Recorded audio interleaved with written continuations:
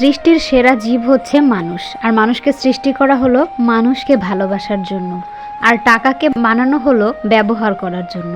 অথচ মানুষ টাকাকে ভালোবাসে আর মানুষকে ব্যবহার করে প্রয়োজনে, স্বার্থে, পরিস্থিতি বুঝে নিজের প্রয়োজনে একজন মানুষ আরেকজনকে ব্যবহার করে।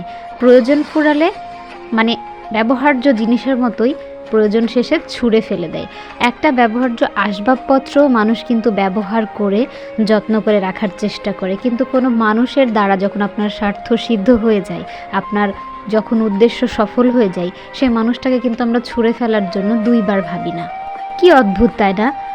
টাকাকে যেখানে হচ্ছে প্রয়োজনে আমরা ব্যবহার করতে পারি, কিন্তু সেই টাকা আমাদের হয়ে গেছে আত্মা, ধন সম্পদ, টাকা এটাই হয়ে গেছে আমাদের ভালোবাসা, আমাদের ভবিষ্যতের চিন্তা, আমাদের বর্তমান, আমাদের সব কিছু জুড়ে শুধু টাকা আর উচ্চাকাঙ্ক্ষা।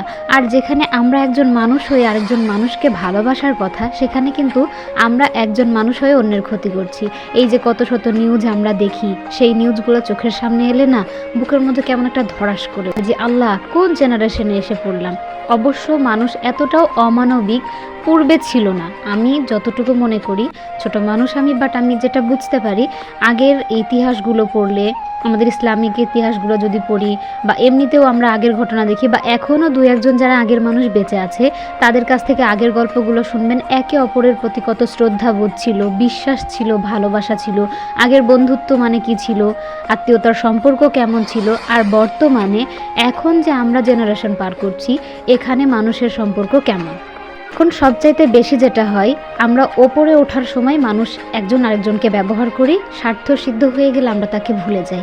এই যেমন মনে করেন আমরা বলি যে বাস্তবতাটাই এরকম, যে যার মতো এগিয়ে যেতে হবে, নিজেরটা নিজেকেই দেখতে হবে। আচ্ছা ভাই, তুমি নিজেরটা নিজে দেখবা, ঠিক আছে, তাহলে তুমি অন্যকে কেন ইউজ করবা?